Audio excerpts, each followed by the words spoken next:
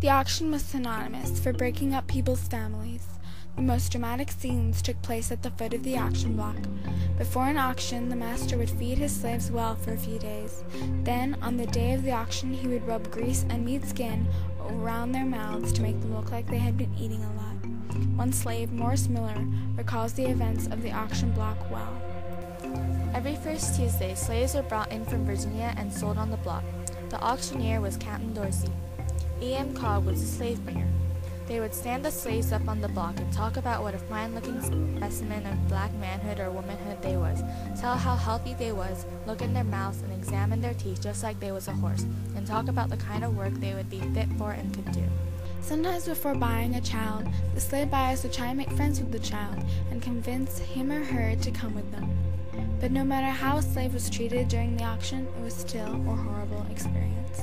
On the plantation, slaves were immediately set to work. The owners made them work from dusk till dawn.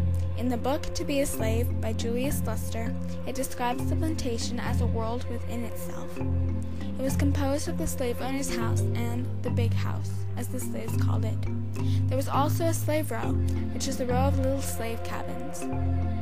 Near the row, there was an overseer's house. The overseer was the head slave that woke the slaves up and made the slaves do their work. He was basically a higher-ranking slave. Scattered about the plantation were various barns and sheds where the animals, tools, and harvested crops were stored. And finally, surrounding all these buildings were fields and woods as far as the eye could see. The types of jobs a slave would have varied. Some worked in the fields picking cotton and other crops, or they worked as a cook, or they nursed the children. Slaves suffered from chronic ailments such as harsh labor conditions, poor sanitation, and nutritional deficiencies.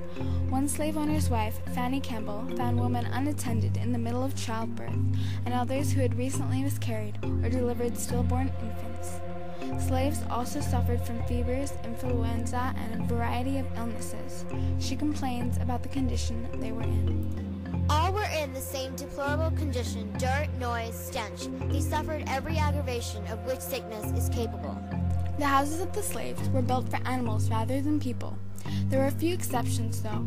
One of these exceptions was the house of a slave owned by Thomas Jefferson. Jefferson built his slave a house that was better than the house of an average white man.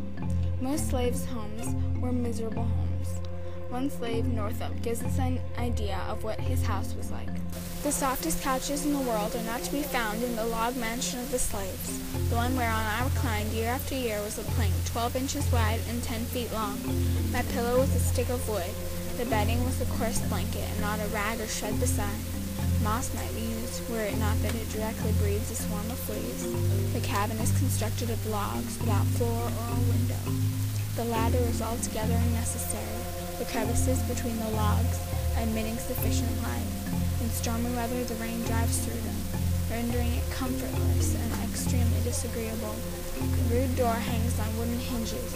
In one end is constructed an awkward fireplace. Most masters treated their slaves as property or animals rather than human beings. Although there were a few nice slave owners that treated the slaves like family, the majority of the owners did not care how his or her slave felt or thought.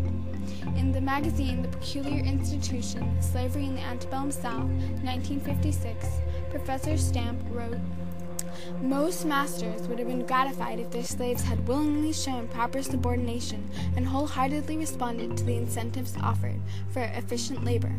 They found, however, that some did not respond at all, and that others responded only intermittently.